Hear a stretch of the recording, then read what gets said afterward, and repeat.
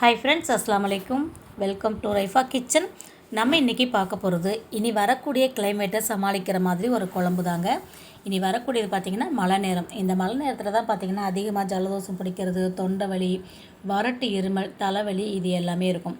அது மட்டும் இல்லாமல் இப்போ விட்டு விட்டு மழை பெய்யுது பார்த்திங்களா, அதுவுமே நிறைய பேருக்கு ஒத்துக்காதுங்க. இந்த விட்டு விட்டு பெய்கிற மழை தான் வந்து இந்த காய்ச்சல் வர்றது, தலைவலி வர்றது இது எல்லாத்தையுமே உருவாக்கும். இதெல்லாம் குணப்படுத்துகிற மாதிரி ஒரு குழம்பு தாங்க நம்ம இன்றைக்கி பார்க்க போகிறோம். பூண்டு மிளகு குழம்பு தான் எப்படி செய்கிறதுன்னு பார்க்க போகிறோம். பார்த்துடலாமா? வீடியோவை ஸ்கிப் பண்ணாமல் பாருங்கள். அப்படியே நம்ம சேனலுக்கு இப்போ தான் ஃபஸ்ட் டைமாக வந்திருக்கிறீங்கன்னா நம்ம சேனலையும் சப்ஸ்கிரைப் பண்ணிவிட்டு வந்துடுங்க. வாங்க இப்போ வீடியோக்குள்ளே போகலாம்.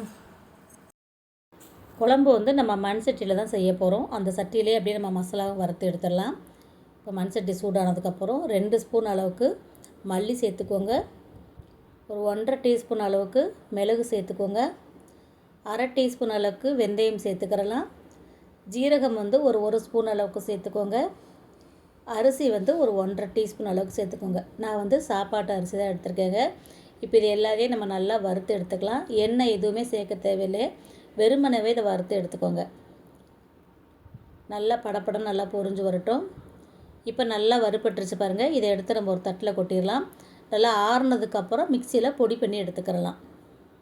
இப்போ அதே மண் கடாயிலே நம்ம நல்லெண்ணெய் சேர்த்துக்கலாம். நான் கொஞ்சம் அதிகமாகவே எண்ணெய் சேர்த்துக்க போகிறேன், ஏன்னா அதே எண்ணெயில் தான் நம்ம குழம்பு வைக்க போகிறோம். இப்போ ஒரு 20 பல் பூண்டு சேர்த்துட்டு இந்த எண்ணெயிலே நல்லா வதக்கி விட்டுருங்க.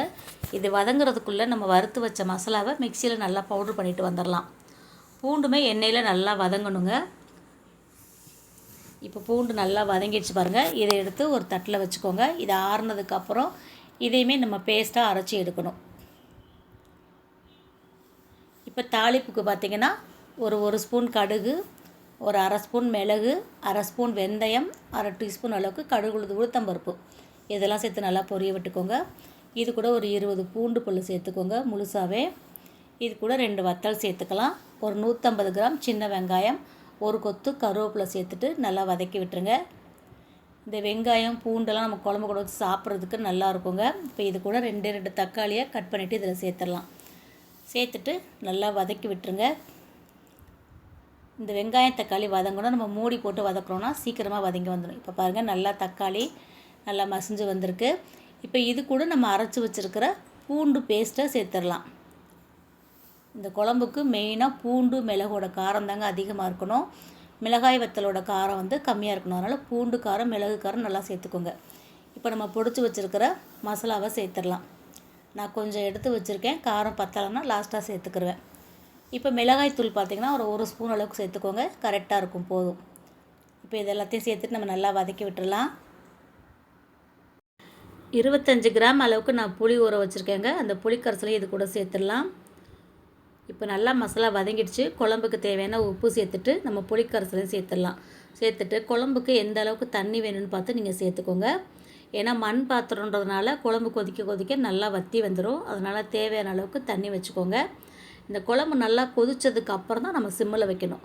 குழம்பு நல்லா கொதித்ததுக்கப்புறம் தான் பார்த்திங்கன்னா பூண்டுலாம் நல்லா வெந்து மேலே வரும். அதுதான் கரெக்டான பதம். இப்போ பாருங்கள், நமக்கு வந்து நல்லா மசாலாவோட பச்சை வடை போயிடுச்சு. பூண்டெல்லாம் நல்லா வெந்து மேலே வந்திருக்கு பாருங்கள். இப்போ நம்ம சிம்மில் வச்சிட்டோன்னா நல்லா எண்ணெய் பிரிஞ்சு வந்துடுங்க. இந்த குழம்பு நம்ம அப்படியே மண் பாத்திரத்துலேயே சூடு பண்ணி வச்சோன்னா 1 வாரம் வரைக்கும் கூட வச்சு சாப்பிடலாங்க. நீங்கள் ஃப்ரிட்ஜில் ஸ்டோர் பண்ணிங்கன்னா மாதக்கணக்காக வச்சு கூட நீங்கள் சாப்பிட்லாம். பாருங்கள், நல்லா எண்ணெய் பிரிஞ்சு வந்துருச்சு. குழம்பு நமக்கு கரெக்டான பதத்தில் இருக்குது.